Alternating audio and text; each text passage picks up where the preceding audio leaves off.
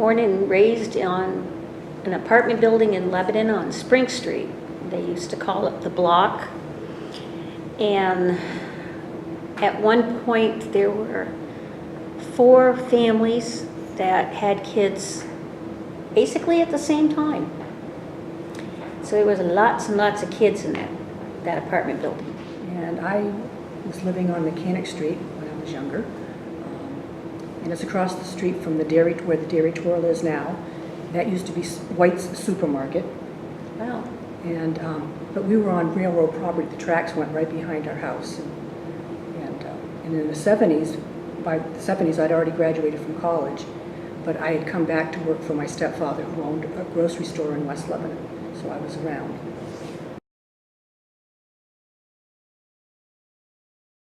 When I was young, I would get money from my parents to go to the movies every time a John Wayne or an Elvis Presley movie showed up. And for the grand total of 50 cents, I could get a movie ticket, a box of popcorn, and a drink. But it was years later that I knew there were other male actors out there. I'm trying to think of, for entertainment, okay. Well, I used to go to the movies too. But my girlfriend and I used to ride our bikes up to Dartmouth to check out the museum, and it was the Wilson Museum. And we used to just ride our bikes all around. We rode our bikes to Trews Brook to go swimming. We rode our bikes to Mascoma Lake. And in the summer sometimes, if we didn't do that, if you got up to the park, you paid $25, you had a bus ride to the Lebanon pool and back. So that I don't think we mentioned that it was at the Lebanon Opera House. That was where the movies were. And downstairs in the basement, they would have rummage sales, and they would have like a Christmas Santa gift giveaway every year there. And the Lebanon Police were also in the basement. Of the Opera House? When I was a kid. Did you ever go to the Scrape? Yep.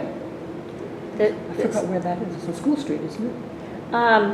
No, it's, if you go past School Street and go around the corner on it's Route 4, is it? Oh, okay.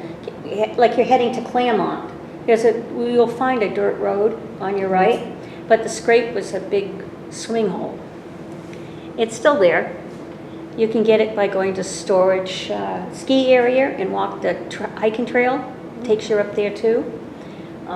My family used to go there in summertime, and my mom would bring a pitcher of lemonade, and we go swimming in that ice cold freezing water. Well, there weren't a lot of choices to swim, for places to swim. No. And then going back to the 70s, when I came back, I was an adult and I was working, so I didn't see what was really happening in Lebanon until I got a teaching job in Lebanon, and that was like in 75. And street dances, where they'd block off parts of Lebanon in mall area, and we'd all go down for dancing. To records or to bands? I think it was records, wasn't it? That I don't remember. Like a van or something where they had something where they would play the music. Yeah, I guess so. I guess it wasn't bands. It was probably records. Yeah. In the summer, it was once a week. I can't remember if it was like a Friday night or a Saturday night. Yeah. But it was like once a week for so many weeks in the summer, and they would just block off traffic. But it was a really good thing because it brought a lot of the young people together. We weren't out protesting. We weren't out. No one was doing drugs or anything like that. It was just good, clean fun. I mean, I just thought it was a very nice time. And then we used to also have the fair in the Common in Lebanon. Every summer. For 5 days or something, they would have rides. There was like the Ferris wheel and the octopus. Cotton candy. The scrambler. Yep. Those are some of the rides. Yeah. No, most of the dancing took place in White River. Yeah. AJ's was a bar in White River Junction. It's as you go into White River from West Lebanon, there's a grocery store on your right, and at the end of that building was AJ's. It was an incredible place, and yeah. And then there was Studio 54 or Studio, Yeah, but that was quite a ways away, right? that was, no, that was in White River. In fact, that's where the co-op building, the new co-op grocery store around the corner of that, used to be a dance Oh, that bar. was before it was at AJ's. Oh, could be. Yeah, Okay. yeah. I didn't go to that one, but I went to AJ's. That's because you're 10 years younger than me, that Oh. way. But I had such energy. I would work those long days in the sewing factory. And then go dance all night. Well, then I go to Gloria Stevens and exercise, and then I dance till the bars closed. Oh, I weighed 110 pounds, and it's very active. And I loved dancing. I did too. I know where there was one in the 70s, where the Fireside Inn is right now. There used to be a bar restaurant thing, and people would dance there. I can't think of Oh. the name of it. Yes, okay. It's where the Fireside Inn is now, but Yeah, there used to be. because I used to go dancing there, and a friend of ours was a bartender, and that was back in the 70s. I remember going there and seeing a cousin of mine dancing with his wife. And I remember thinking, wow, he's so old and he's still dancing out here with his wife. And he was like 40 something. God. Oh yeah, yeah. There was that, and another place for dancing was in White River at a hotel, Holiday Inn. Yeah. Yeah. But Lebanon never had much for nightlife. Well, they had like the Mascoma Club. I remember my parents, but they were all clubs, like the Legion, the Elks, the VFW, and Yeah. there was a place called the Mascoma Club that's no longer. There was a street where the Goss Logan Agency is now. That used to be a street there, and there was a.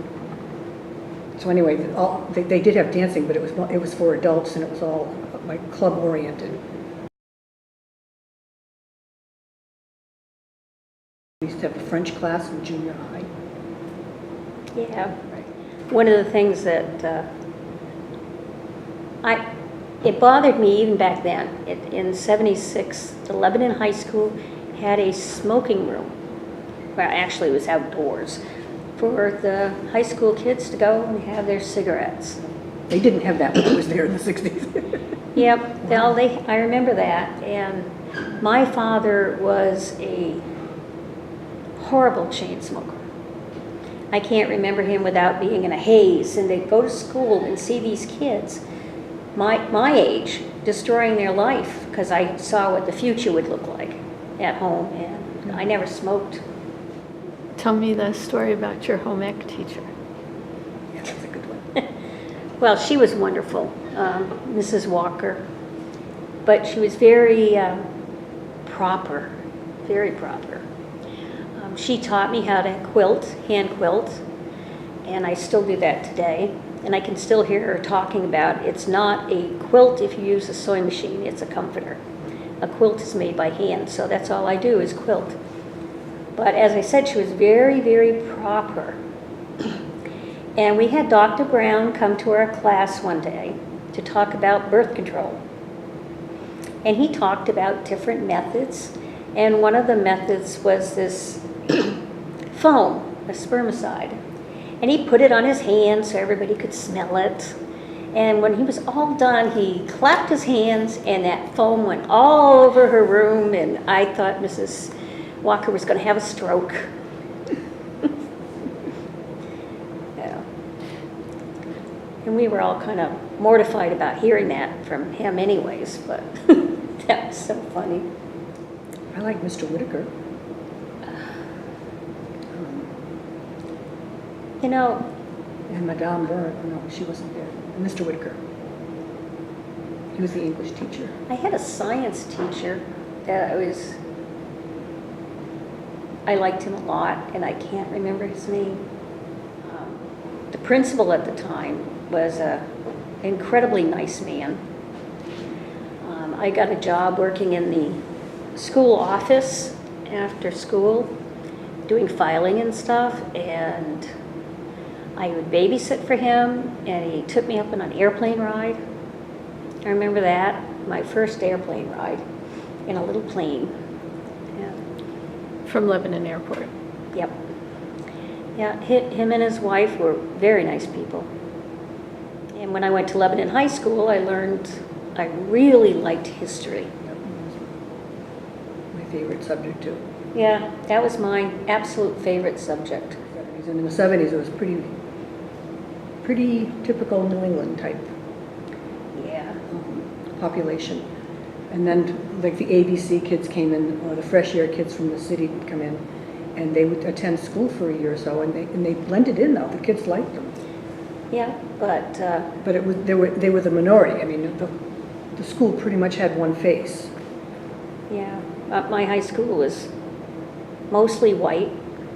Anybody who wasn't white was bussed in from New York as a fresh air kid. I think it was still economically somewhat depressed. I mean, at that point in time, I mean, there were businesses coming in, but still, I just remember working at my stepfather's grocery store, because most of the baby boomers didn't have jobs coming back here because there weren't enough jobs for all. I mean, we were a big group of people. They couldn't absorb that many, and so I didn't teach right away, even though I had graduated from college. In fact, I didn't teach for like 6 years after that. So I worked at a grocery store, I worked in a restaurant, and that sort of thing. You took a job where you could, but I was working side by side with other people who graduated from college and couldn't get a job right away. But I think it was, as I said, I think the 70s were sort of a transitional period. Rockdale was the big store, like a mini Walmart type thing. You could go in and get all kinds of stuff. And the most horrifying moment of my life was in Rockdale.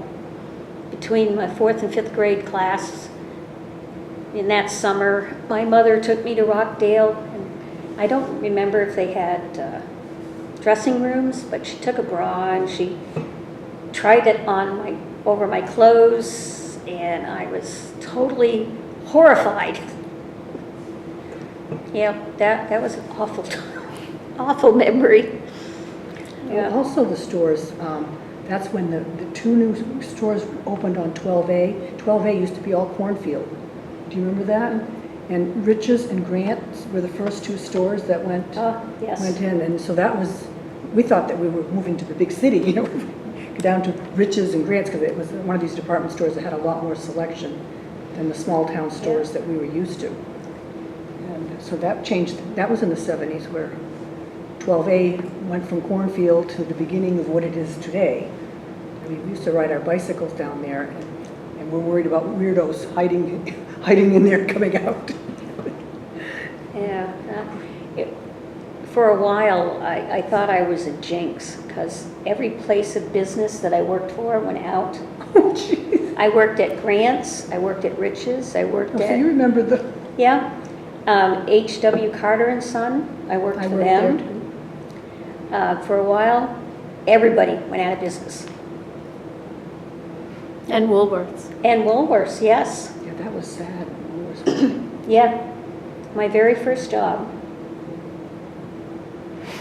Yep, for $1.16 an hour. And thought it was great. Well, it probably was. Yeah, could be. Did they have a counter? Yes. Yeah, they had a counter. You could come in and get ice cream sodas and hamburgers, things like that. Well, they had the counter, and they had tables and chairs too. Didn't they have? They might have. I can remember the stools. Yeah, I know they had a counter, but then over by the window they had. Yeah, I guess they did have a couple. Because we used to sit there and watch people go by, and anyway, this was in the late 60s, early 70s. One of my classmates was getting her driver's license, and we were all watching, and she was trying to parallel park in front. So we're all in Woolworths watching this, and she crashes into the car in front of her, and the one behind boy. her. So she didn't get her license. But anyway, that was around that time. Mm-hmm. Yeah. But that was the hangout place. I mean, kids didn't get into trouble. I mean, if people were going to hang out, they would hang out there. And it was on our way home, so you just sort of... Yeah. Where the senior center is in Lebanon, that used to be a grocery store. That was the A&P, right? Yeah. Yep. And where U-Haul is in Lebanon, that used to be a grocery store. First National was the name of it. And where the Mascoma Savings Bank is now, well, the only place in Lebanon that I know where it was, used to have downstairs Evelyn's Thrift Shop. Where Oh, I remember that. yeah, they had used things. You could go in and buy a treasure, or you could sell one. Leave it to you to like that stuff. Yeah, well, that's where my Barbie doll furniture got sold to Evelyn's by my sister. I hope she watches, because I still remember Carter's in Lebanon, which was a sewing factory. I worked there a few summers. Did you? Yep. No, I got 19 cents a dozen for making aprons. I was the head felon operator. The head what? Felon operator. Felon? What's a felon? That seam, Oh. if it was double, Oh. the machine I ran was a felon machine. And I worked there almost 10 years.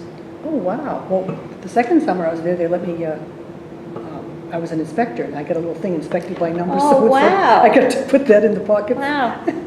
Yep, I remember that. Oh, well. Oh, well. But, yeah, that was a hard job.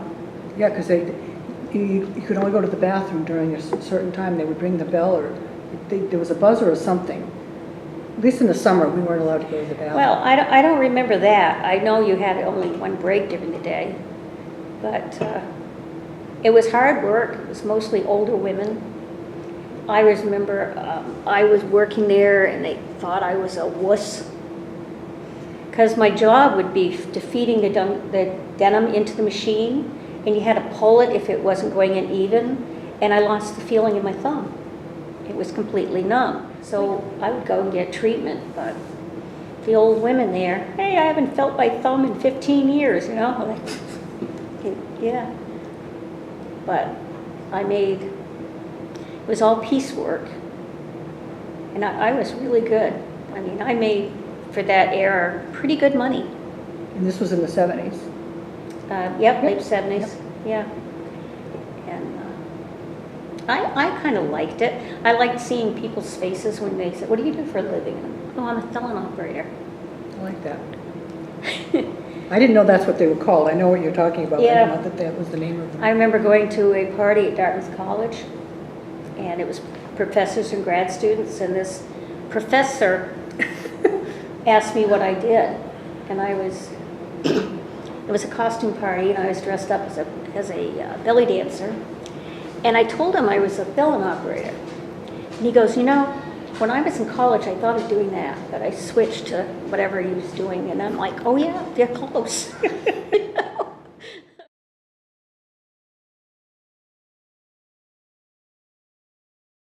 We cleaned up the Mascoma River, which was really nice. Yes. That was really a disgusting place.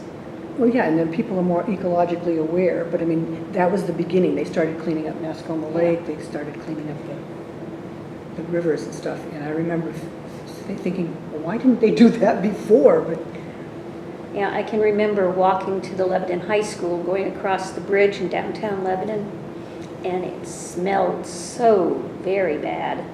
And these scrawny little fish that would jump in the river, they looked like they were all dying. They probably did, but it was just totally disgusting. It was all from the tannery. yeah, and the river changed colors depending on what dye they were using. So some days the river was red, other days it was yellow. I don't remember that. I just remember the smell and getting away from it as fast as I could. Yeah, because you had to go past it to go up street. Yeah, yeah. We'd all go like this. The tannery was a big business in Lebanon.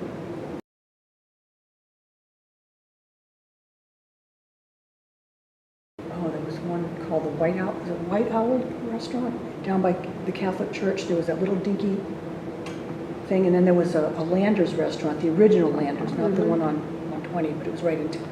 I remember the Owl restaurant. Well, there was the Owl's Nest later on, that was Yeah, in the 80s. Owl's Nest. That was in the 80s. I don't remember the other one. Oh, It and was- Riverside Grill. Oh, Riverside Grill, yes. That was the place to go. They had the best food.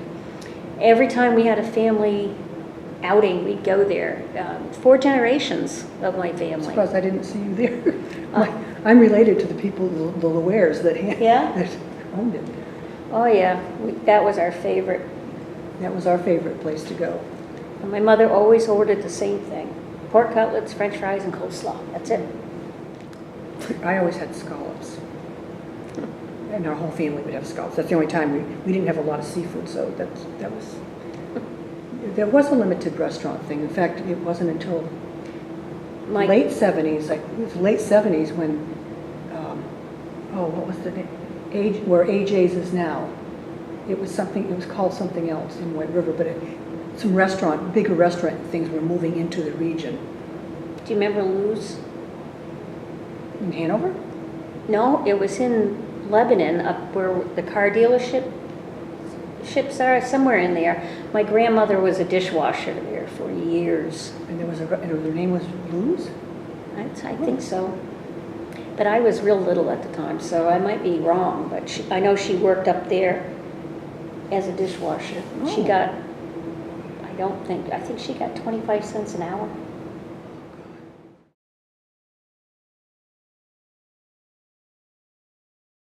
My brother couldn't afford college after graduating, and he joined the Navy with several of his buddies, joined different branches of the service, and he was stationed off the coast of Vietnam. And I remember my mother being incredibly worried and upset that he was over there. We'd get letters from him that had black marked out items that he wasn't supposed to talk about, which upset her a great deal. You know, I remember people coming back, and some of the people would. I had a lot of friends who went into the service, but I also had a lot of friends that were in college. So there was like this bad welcome when Vietnam guys came back. I mean, some people thought they were murderers and all that stuff. Yeah. And I was very, very torn in the 70s about that, because I knew people from both sides, and I just didn't think it was fair to make judgments about things like that. All I know is when I came back to visit or anything, I just was very angry for many years about the war and what was going on at that time, because it was a very turbulent time. There was a lot of change going on.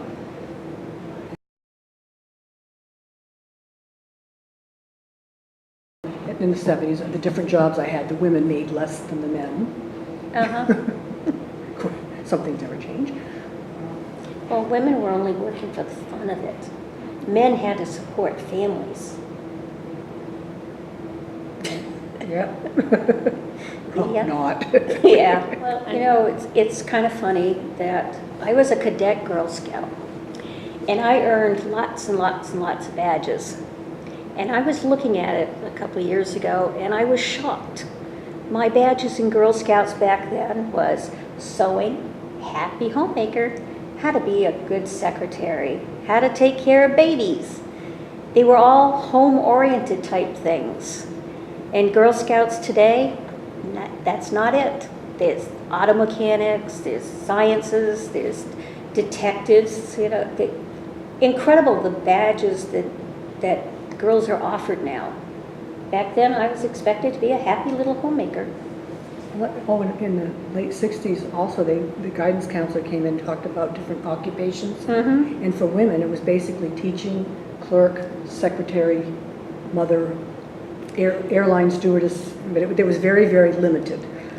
Yeah, my guidance counselors were trying to push me into being a preschool education teacher. They thought I'd be great at it. In fact, they even got me a job working at a nursery school up in Hanover to get experience. It did help a lot because I found out I don't like to be in a room with 44-year-olds. That was not my career. No.